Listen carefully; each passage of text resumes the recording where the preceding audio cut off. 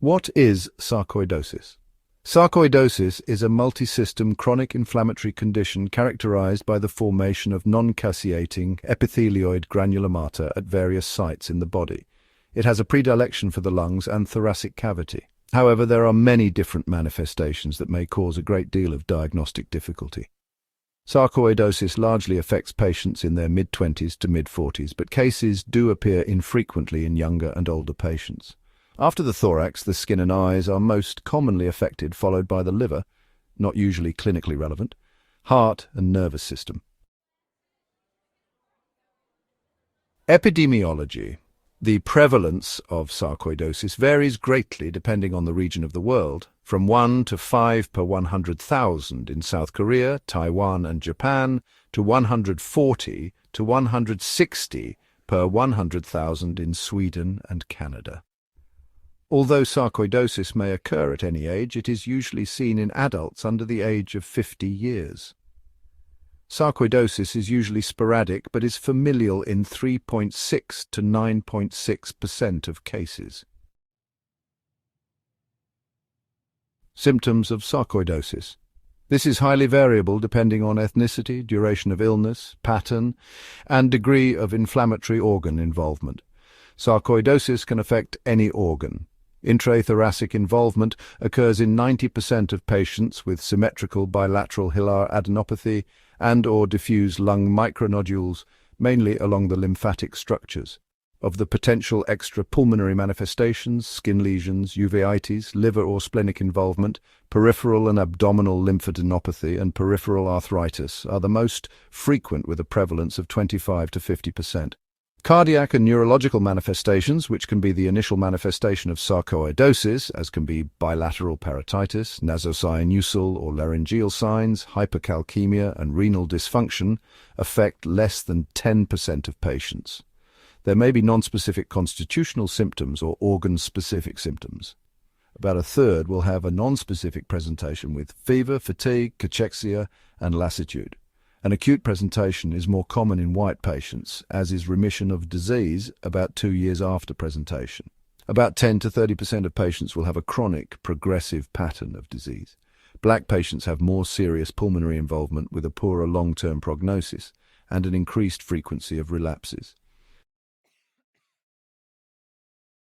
Constitutional upset, fever and night sweats, malaise, fatigue, weight loss. Herefoot syndrome, which involves inflammation of submaxillary or parotid glands with uveitis and facial nerve palsy, may accompany constitutional presentation. The lungs are affected in more than 90% of people with sarcoidosis. Pulmonary function studies are abnormal in many patients with sarcoidosis, but there is no diagnostic pattern. A restrictive pattern is usually seen as a result of diffuse parenchymal lung disease. However, airflow obstruction is found in a significant proportion of people with pulmonary sarcoidosis. Patients may present with a dry cough, fever, and dyspnea accompanied by chest discomfort. Skin is commonly affected in sarcoidosis.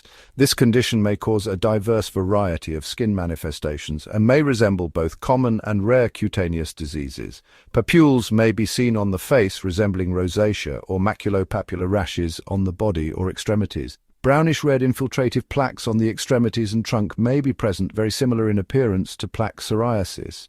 Erythema nodosum on the legs is a relatively common feature.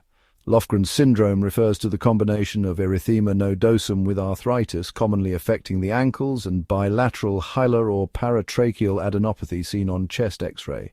Lupus pernio is a violaceous soft infiltration affecting the nose and cheeks that is uncommon but pathognomonic.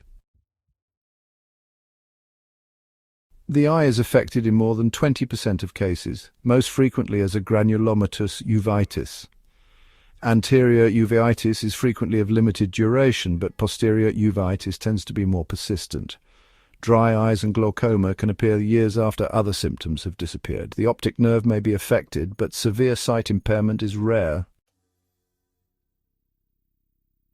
Neurosarcoidosis. Infiltrative nerve lesions can affect any part of the central or peripheral nervous system, leading to a huge variety of neurological disease. Bell's palsy and lymphocytic meningitis are common manifestations of neurological involvement, but diabetes insipidus is also seen. The following symptoms are encountered relatively commonly as a result of neurological involvement: facial numbness, dysphagia, hoarseness, headache, visual field defects, polydipsia, hearing impairment, lesions of cranial nerves, 7, 8, 9 and 10, bitemporal hemianopia due to optic chiasmal involvement, seizures, stroke or transient ischemic attack, and peripheral neuropathic lesions. Heart disease. This can, though rarely, cause sudden death from arrhythmias or cause symptoms of heart failure in a young patient due to cardiomyopathy. Lymphadenopathy. This is commonly picked up on chest X-ray but may be symptomatic and affect the axillary, cervical, and inguinal nodes and those around the salivary glands. Liver. There may be deranged liver function tests, but symptoms are rare, causing significant hepatitis in less than 10% of cases. Hypercalcaemia and Hypercalciuria are caused by the humoral effect of granular matter on vitamin D3 metabolism. These conditions can lead to nephrolithiasis, neuropsychiatric disturbances, abdominal pain, and bone pain. Joint involvement tends to present as an inflammatory arthritis, often oligoarticular initially, with periarticular soft tissue swelling, tenosynovitis, dactylitis, osteopenia, and associated myopathy. Other areas that are more rarely involved and the symptoms they cause are listed here. Bone marrow leading to anemia and immunosuppression.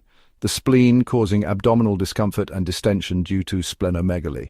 The upper respiratory tract, which can cause nosebleeds, rhinitis, nasal obstruction or masses, or even tonsillar involvement. And finally, the salivary glands causing facial swelling and pain, along with other symptoms of parotitis. In a patient who is suspected of having sarcoidosis, the following examination scheme will give a good chance of detecting any relevant signs that may suggest or confirm the diagnosis. For the skin, carefully examine the skin all over, looking for characteristic rashes. Lupus pernio, which is a chronic raised, hardened, often purple lesion, may be seen on the face. The shins should be looked at to detect erythema nodosum. Old scars or tattoos may show granulomatous infiltrative lesions. For the eyes, look carefully at the eyes to detect signs of uveitis, dry eyes, or conjunctival infiltrates. Consider a slit lamp examination if any abnormalities are found, which usually needs expert input.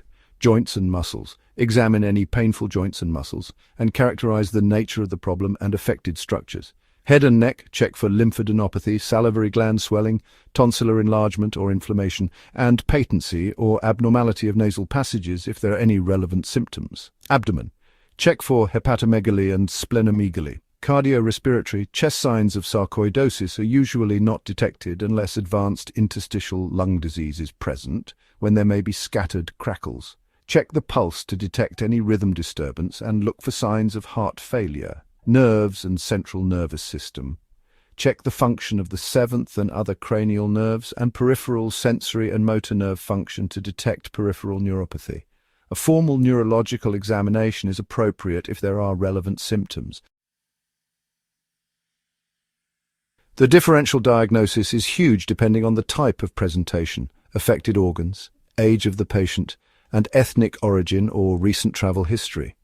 The diagnoses listed below have frequent overlapping clinical and investigational features with sarcoidosis and are important to consider or exclude where relevant. Rheumatoid arthritis, lymphoma, metastatic malignancy, tuberculosis, multiple sclerosis, lung cancer, systemic lupus erythematosus, other causes of interstitial or parenchymal lung disease, including idiopathic pulmonary fibrosis, multiple myeloma, and eosinophilic granulomatosis with polyangiitis, also known as EGPA. Diagnosis. The diagnosis of sarcoidosis can occasionally be made on clinical grounds without a confirmatory biopsy when very specific clinical findings are present. Otherwise, the diagnosis requires histological evidence of granulomatous inflammation, exclusion of alternative causes, and evidence of systemic disease.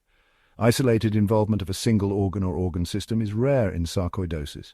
Therefore, all patients must be thoroughly assessed for additional disease manifestations.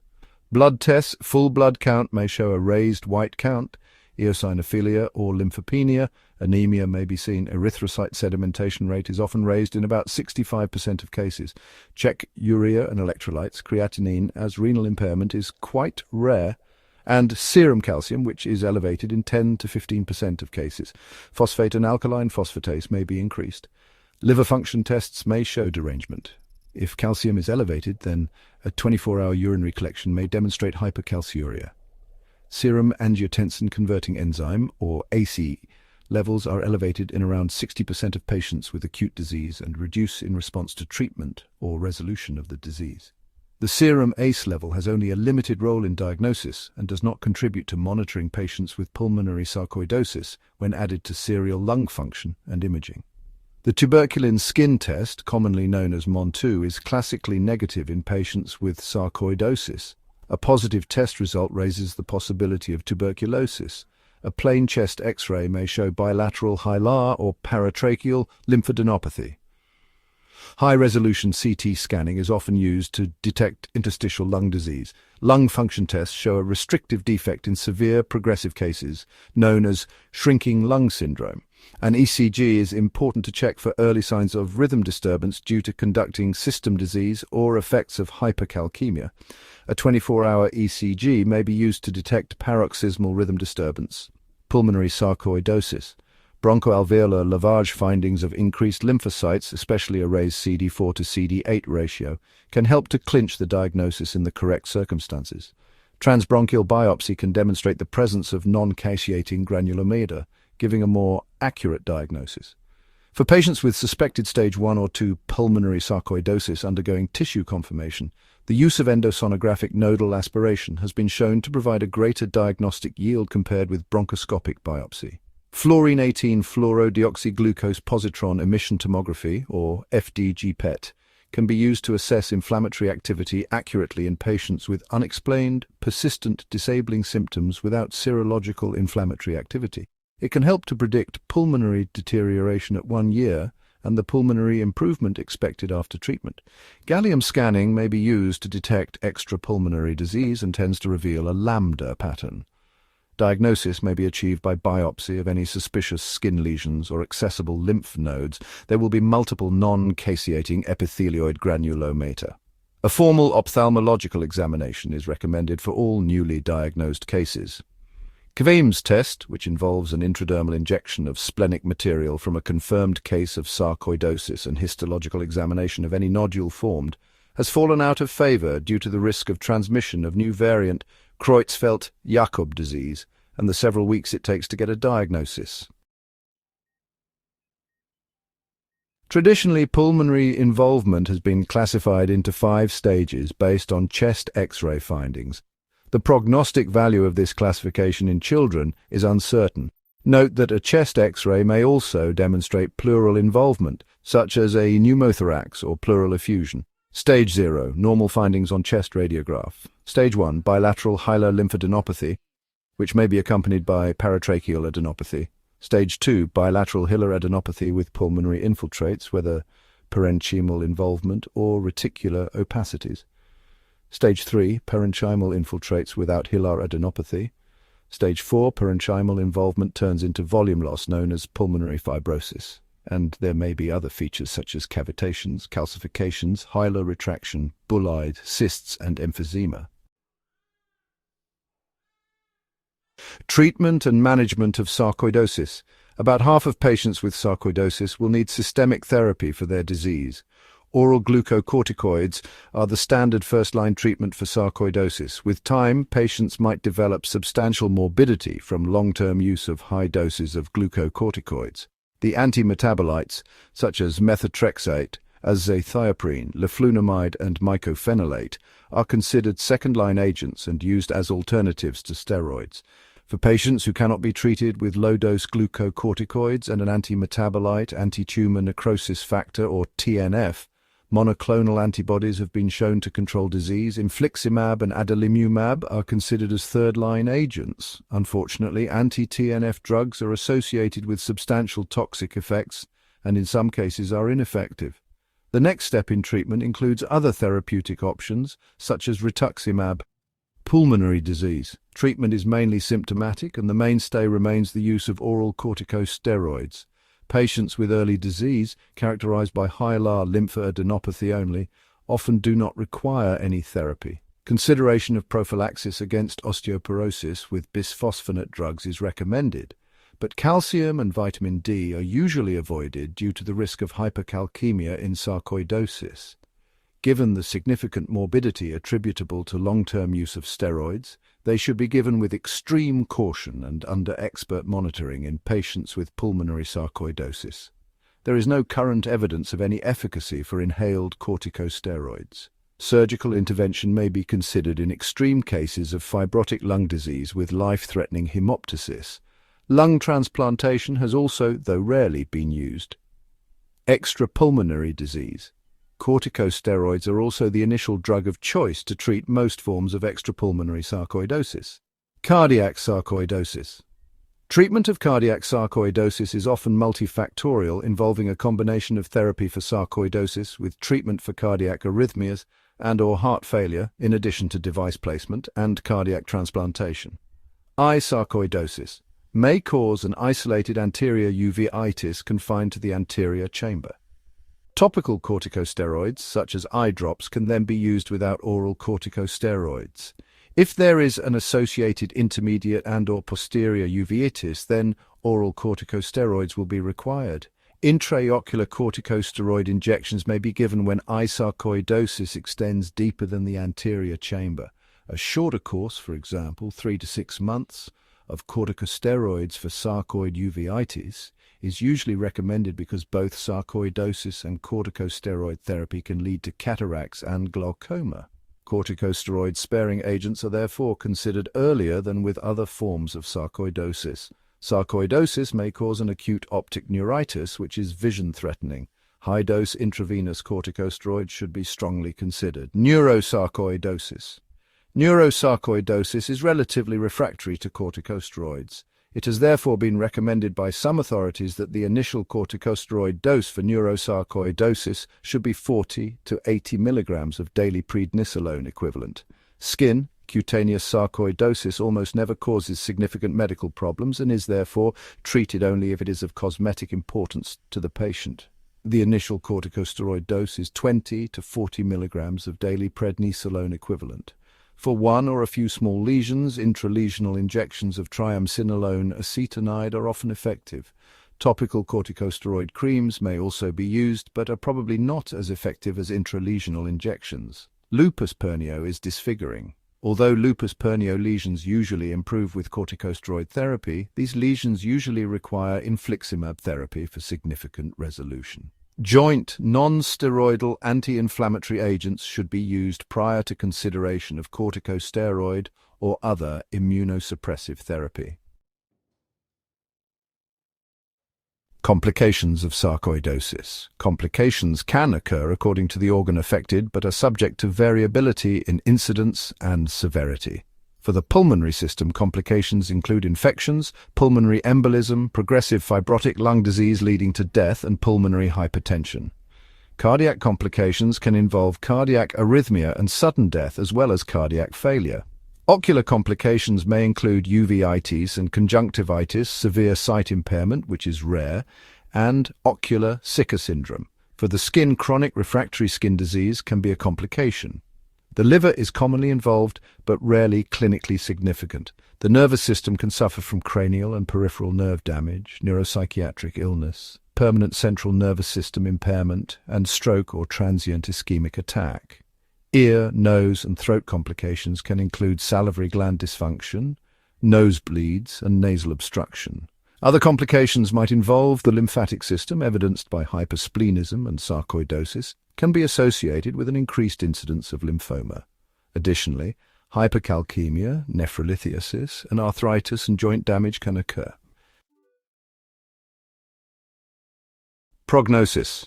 Although many patients have sarcoidosis which resolves spontaneously, a significant proportion of patients have chronic or progressive disease with resultant morbidity.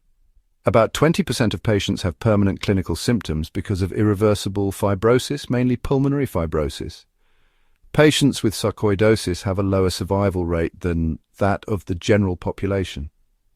Premature death is most often due to advanced pulmonary fibrosis and less often due to cardiac, central nervous system and hepatic involvement. However, only approximately 1 to 5% of patients with sarcoidosis die as a result of complications of sarcoidosis. Most patients with advanced lung disease die from respiratory failure, pulmonary hypertension, or both. Other causes of death include hemoptysis from aspergilloma. Prevention of sarcoidosis. Although sarcoidosis cannot be prevented, some preventative measures may reduce complications. For example, influenza vaccination, osteoporosis prophylaxis due to steroid usage, patient education on the early treatment of extrapulmonary complications such as uveitis and arrhythmias, and smoking cessation advice, although evidence is lacking to show it causes deterioration in pulmonary sarcoidosis.